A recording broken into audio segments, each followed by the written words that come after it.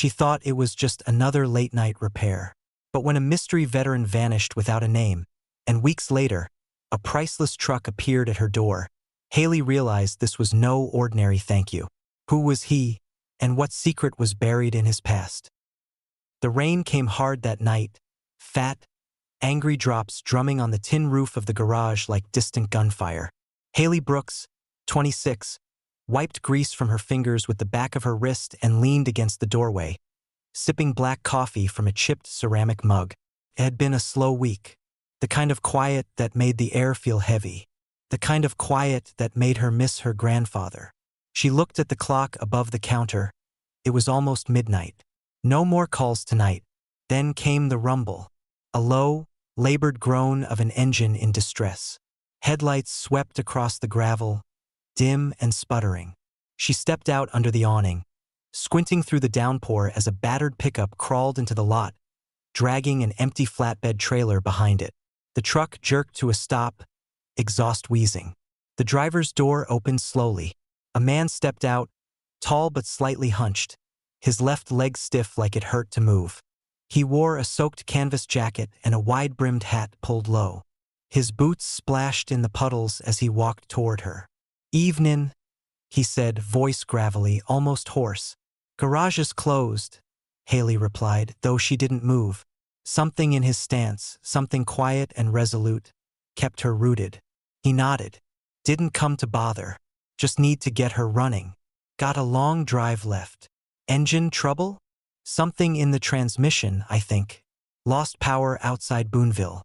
I kept it crawling here best I could." She glanced at the trailer, empty. A short chain hung loose from the back. "You hauling something?" "Was," he said. "Dropped it in Texas. Just need to get home." He didn't elaborate. "I don't keep parts for every model lying around," she warned, crossing her arms. "Might not be a quick fix." He didn't offer a story. His face was lined, sun-worn, maybe late 50s, but his shoulders were squared. Military, she thought. You could always tell. It was in the way he stood, even tired. She sighed, motioning toward the garage. "Pull it in. Let's see what we're dealing with." The man gave a faint nod and limped back to the truck. When he revved the engine again, it sputtered strangely, but he coaxed it forward. Haley opened the main door, guiding him with her flashlight, watching as the truck inched inside, coughing smoke. Inside, the overhead light flickered once before humming to life. The walls were cluttered, pegboards lined with wrenches and belts, an old clock, and above the workbench, a row of vintage truck posters laminated against grease stains. The centerpiece was a large print of a '57 Mack B61, gleaming in parade red, with chrome so bright it almost looked unreal. He looked around, his eyes lingering on the posters longer than most. "That one yours?" he asked, nodding toward the B61. "Wish it was," Haley replied without looking up from the hood. "Just a dream. Always had a soft spot for the classics, especially that one." He made no comment, but his gaze stayed on the poster a moment longer before shifting back to the truck. The transmission had a cracked housing. A stopgap fix was possible, enough to get him home, if she gave up a rare part she'd been saving for months. She worked past midnight, her hands moved by memory. Her grandfather had taught her how to work transmissions before she could drive. She remembered his voice, calm and steady, even as Parkinson's shook his hands. "Machines don't lie, Haley. People do. Trust the sound." Then the truck finally rumbled to life. "It'll get you home," she said, wiping her hands on a rag. "But don't push it past 60. He stood slowly, walking stiffly to the truck, reached into his coat and pulled out a worn leather wallet. "Don't," she said. He paused. "You needed help. That's enough." He looked her directly in the eyes. There was something unreadable in them. His jaw tightened. "You sure?" "I am." Haley watched as he climbed into the cab, adjusted the mirror, and turned the engine over. Caught on the first try. She stepped back into the rain as the truck eased out of the garage and down the gravel lot, its taillights swallowed by darkness. He was gone before she even asked where home was. By morning, the storm had passed. Sunlight glinted off the puddles in the driveway. Haley returned to her tools, reshelved the spare part she had borrowed from her future, and tried to shake the man from her mind. But she couldn't. Not because of what he said. Not even because he left without a name. It was the silence. The kind that wraps around something unspoken. The kind her grandfather used to carry, too, on the nights he'd stare at old photos and say nothing at all. That afternoon, she sat on the bench out front, a cold soda in hand, recounting the night to Dale, a retired trucker and longtime customer. He chuckled. "You sure he wasn't some ghost soldier from a movie?" he teased. Haley smirked. Truck was real enough. Thing bled transmission fluid like a gut-shot mule. Dale leaned back. "Sounds like your granddad would have liked him." "He reminded me of him, actually," she said quietly. Same kind of quiet. Same kind of stubborn. That night, she locked the bay, turned off the lights, and drove home in silence. But something stayed with her. The feeling that something had been left unsaid. And that somewhere down the road, she hadn't seen the last of him. Haley was getting ready to start her work day when the sound of an engine broke the calm of the morning. She was crouched beside a rusted axle in Bay 2, her hands deep in a differential housing, when the noise made her pause. It wasn't a customer's pickup or a supply delivery van. A low diesel growl that trembled through the concrete like the heartbeat of something older, stronger. She wiped her hands on a towel and stepped outside. A massive flatbed trailer was rolling into the gravel lot, polished chrome, military-style wheels, no company markings. The cab was clean, the windows tinted. As it turned, she saw it was carrying something enormous under a tarp, the shape unmistakable to anyone who knew old trucks. Her breath caught. The driver didn't step out. The rig idled for a moment, air brakes hissing. Then the trailer tilted gently, its hydraulic bed descending until the rear tires touched the earth. The tarp stayed tight. Then the driver pulled off. He didn't say anything or asked for a signature. Just a blacked-out rig gliding away like a ghost. Haley stood there frozen, heart pounding. When the dust settled and silence returned, she moved toward the trailer. With cautious fingers, she untied the tarp's edge and peeled it back. The sunlight hit chrome, a 1957 Mack B61, gleaming in its original red and silver livery. Split windshield, teardrop fenders, chrome trim polished like it had been loved every day of its life. Not a speck of rust. White wall tires, leather seats visible through the immaculate glass. It was beyond perfect, restored to factory condition or better. Her knees went weak. She reached for the door handle, breath shallow, and found an envelope taped just beneath the window. The paper was thick, yellowed slightly, folded clean. She opened it slowly. Inside, a handwritten note in clean, deliberate cursive. "You reminded me what honor looks like. RH." That was all. There was no explanation. She stood there for a long time, one hand on the truck's fender, the other gripping the note like it might dissolve. She hadn't told anyone outside of Dale about that night. And even then, she'd only mentioned it in passing about the truck being her dream. A truck like this? Even wrecked, it would cost 6 figures. Fully restored? This wasn't a gift. This was a miracle. And no one knew. Except him. The man with no name. She spent the rest of the day circling the truck like it might vanish. She didn't dare to take it off the trailer. Just stood there, reading the note over and over, tracing the paint with her fingertips. By evening, word had spread. Dale showed up first, followed by a couple of locals, then a teenage boy from town. They asked questions. Where'd it come from? Was it a gift? Was she selling it? She said nothing, just kept the hood closed and the cab locked. That night, she drove home with the note tucked in her pocket and the image of that truck seared into her brain. But when she got home, something was off. Her living room light was on. She was sure she hadn't left it that way. She stepped in cautiously, her keys clenched in her fist. Nothing was missing. No signs of forced entry. Just one thing out of place. The old family photo from her grandfather's wall. Her grandpa in uniform, posing next to a younger man in a field tent, was lying on the floor. She picked it up and froze. That face. The man next to her grandfather looked just like the one who came to her shop. Same eyes, same posture. She flipped the photo. Just a date, 1968, long been post. The next morning, she started digging.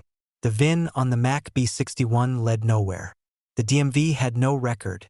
The plates were vintage, but they'd never been registered in Arkansas.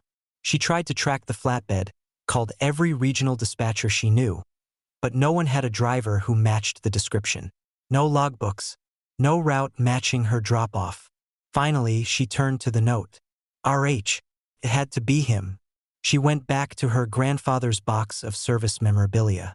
Letters, photos, medals, some dog tags, and a folded news clipping from the late 80s about a controversial military discharge case. The 173rd Infantry Battalion disbanded abruptly in 1986 after a classified mission went wrong. A blurry black and white photo showed a few men being escorted off a base. One of them wore the same sloped shoulders and square jaw she remembered. The article accused the unit of misconduct. Details were vague. Anonymous sources. One name stood out: Staff Sergeant Robert Harlan, alleged squad leader during the failed mission. Her stomach twisted. She searched his name online. Most of what she found was fragmented. Half-erased military records. No death certificate. No known family. He had disappeared from public life, just like her mystery driver. Haley stared at her computer screen, the image of the old truck still floating in her mind. Who was Robert Harlan? And why would a man with a dishonorable discharge and a story buried by time send her the most valuable thing she'd ever touched? She didn't know, but she was going to find out. The wind carried the scent of dry grass and gasoline as Haley stepped out of the truck stop diner just across the Missouri border. A folded napkin in her jacket pocket held the scribbled name of a man she'd tracked down from an old military forum, a corporal who'd once served under Staff Sergeant Harlan. He lived just 3 towns over now, according to a post buried in a 10-year-old comment thread. The past few days had been a blur of forums, scanned yearbooks, and message boards where old soldiers told fragments of stories in half-truths and guarded whispers. Most refused to speak on record. Some called Harlan a hero. Others stayed silent. But one man, Calvin Rowe, had agreed to meet.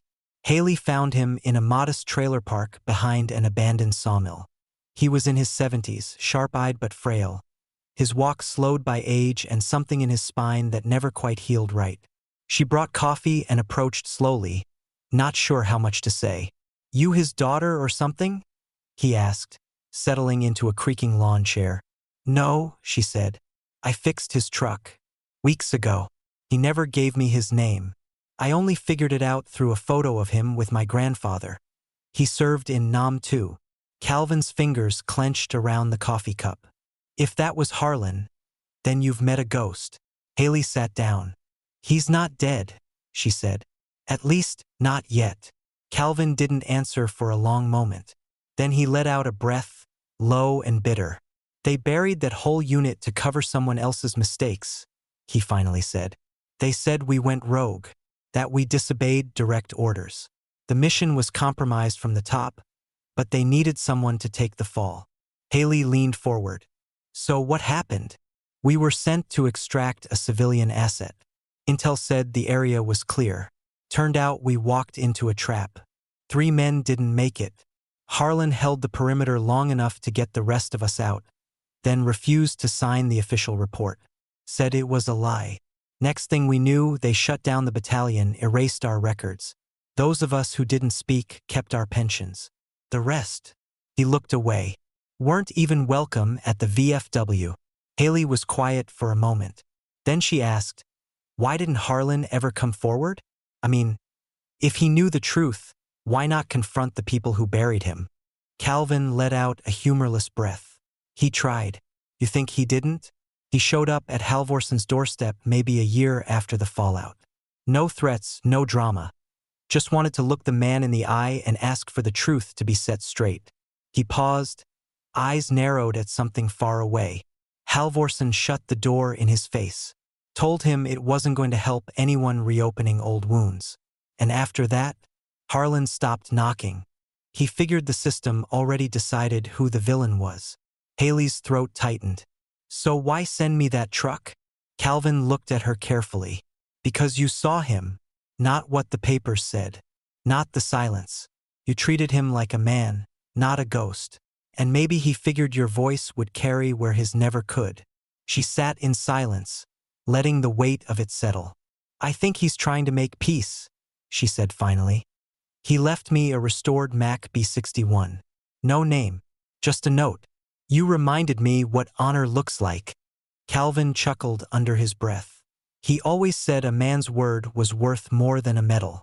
Sounds like he found someone who believes that too. Haley drove home through rolling farmland, headlights carving the dusk. The air smelled of hay and pine. She felt the past trailing her like a dust cloud. When she pulled into her driveway that night, she noticed another truck parked near her porch. Her brother's truck. Wes Brooks. She hadn't spoken to him in almost 2 years. She stepped inside cautiously. He was in the kitchen, shirtless, tattoos along his arm, ice pack on his shoulder, beer on the table. He looked up, then down again. I let myself in. Key was still under the stone frog. Haley didn't answer. Car broke down 2 counties over. Towed it to a shop, but I figured I'd come by while it's being looked at. You didn't call. You'd have answered? She folded her arms, watching him like she would a faulty radiator. Wes had served 2 tours as a combat medic, came home decorated. But something had come back with him that she never could reach. He disappeared for long stretches. She'd heard rumors, bar fights, angry outbursts, a VA counselor who quit on him. I'm not here to fight, he muttered. I just needed somewhere that didn't feel like a motel for once. Haley sighed. You hungry? He nodded once. They ate in silence. She didn't bring up the Mack truck yet. That night, she lay in bed listening to the floor creak as Wes paced. Same rhythm he used to keep during storms as a kid. Like walking in circles could keep the thunder away. In the morning, she found him outside, staring at the red Mack B61. You always said this was your dream truck, he said without turning. I didn't buy it. No kidding. She told him everything, about the stranger, the night of the repair, the envelope, the letter, the search, about Robert Harlan and the buried scandal. When she finished, Wes ran a hand over his face. You think this is penance? I think it's unfinished business. He hesitated. What if you're digging into something people want buried? I'm not backing off, Wes. He gave her a long look, then said, Then you're not going alone. They left 2 days later in her truck, following new leads from Calvin and a journalist who had reached out through a veterans blog. She carried a folder of documents, scanned service records, faded letters, the photo of Harlan and her grandfather. Wes drove mostly in silence, but on the second night, while parked outside a gas station diner in Kansas, he spoke. I never blamed you, for not coming to the funeral. Haley turned. Didn't feel like I had a place there. He raised us both. You had every right. You just disappeared after the hospital. I didn't know how to fix you, she said, voice breaking. And I hated that you didn't let me try. He nodded slowly. Maybe I didn't want fixing. They sat in the dark for a long moment, headlights from passing cars flickering across their windshield. Then he added, But maybe now we both get a second shot. 3 days into the trip, a name surfaced. Colonel Peter Halvorsen, retired, formerly stationed in Europe. Multiple mentions linked him to the 173 RD's chain of command during the time of the scandal. Rumors hinted he'd authored the official report that led to the unit's disbandment. And he was still alive, living quietly on a ranch in Wyoming. Haley closed the laptop and looked at her brother. If he wrote the lie, maybe he still remembers the truth. Wes raised an eyebrow. You ready to confront a colonel? She looked out the motel window, toward the stretch of road ahead. I didn't come this far to back down now. The Wyoming sky stretched wide and blue as Haley's truck rolled down the dusty gravel path toward the ranch house. Late afternoon sun poured across the dry fields. Wes tapped the dashboard lightly, fingers twitching the way they always did when his nerves caught up to him. At the end of the road stood a large, weathered home, stone facade, steel roof. A black pickup was parked near the porch. Haley slowed to a stop and killed the engine. "This is it," she said. Wes adjusted his jacket, eyes on the door. "We ask questions. We don't start fights." Haley gave a tight nod. "Not unless he lies to our faces." They walked together toward the porch. Before they could knock, the door creaked open. A man in his late 70s stepped out. Broad-shouldered, still upright, hair gray and neatly trimmed. His eyes scanned them, cautious but alert. He didn't reach for a weapon, but he didn't step aside either. "Can I help you?" he asked. "Colonel Halvorsen?" Haley asked. "That's right." She took a breath. "We're here about the 173rd. About what happened in Lahore. About Staff Sergeant Robert Harlan." For a moment, the colonel didn't move. Then he stepped onto the porch and said, "I figured someone would come eventually." Inside, the ranch house was neat and sparse, military tidy. Haley sat across from him at a large oak table, Wes beside her. She slid a folder across the wood. "These are testimonies, scans of old memos, photos of your original report, sanitized, redacted, altered. We have enough to expose the truth. But I want to hear it from you." Halvorsen looked down at the folder, but didn't open it. Instead, he leaned back. "I was young," he said, 39, career-minded. "I was given orders to clean up a failure. A mission botched by intelligence, not by Harlan or his men. But command wanted to close it fast, quiet, with no questions. So you made them the villains," Wes said coldly. "I wrote the report they told me to write," Halvorsen replied. "They dangled promotion, promised silence, and I took it. I told myself it was for the greater good." Haley's jaw clenched. "You destroyed their lives. They were branded cowards, traitors. Most of them never recovered. My grandfather knew Harlan. He always said the strongest men he met were the ones who never asked for thanks. Just truth." Halvorsen finally opened the folder. His hands trembled slightly as he flipped through the pages. Faces of the men he'd erased. Calvin Rowe, John Avila, David McCarty, Robert Harlan. Then he looked up. "Is Harlan still alive?" Haley paused. "He came to my garage a month ago, fixed up his truck. Left before dawn. Didn't even give a name." The colonel nodded slowly. "Then he knows I'm still breathing." "We're going public," she said. "This won't stay buried anymore. A journalist's already interested. You can either help set the record straight or get caught in the fallout." Halvorsen stood and walked to the window, looking out over the land. When he finally spoke, his voice was low. I still remember his last words in that debriefing. He looked me dead in the eye and said, "Truth doesn't die just because you're scared of it." He turned back. "I'll cooperate, testify, whatever it takes. I'm too old to carry this lie any longer." Over the next 3 weeks, a ripple moved through forgotten corners of the veteran community. With Halvorsen's testimony and Haley's collected records, the journalist published a full exposé, "The Forgotten Battalion, a Mission Betrayed." It hit national outlets within days. Public pressure mounted. Lawmakers responded. A military review board reopened the 173 RD's case. Within a month, the Department of Defense formally reversed the dishonorable discharges for the surviving members and issued posthumous commendations for those lost. Haley received letters, calls, emails. One by one, men she'd never met before reached out. Wives of those long gone wrote to say thank you, that someone finally saw them. But not a word from Harlan. Not until a week later. She returned home late one evening to find a small brown parcel on the workbench in Bay 1. Again, just her name handwritten in block letters. Inside was a photograph. 2 men in uniform, her grandfather and Robert Harlan, standing side by side in front of a World War II Jeep, grinning. They were younger, proud, unaware of the years to come. Beneath it, a dog tag. R. Harlan, 173rd Infantry. Honor above all.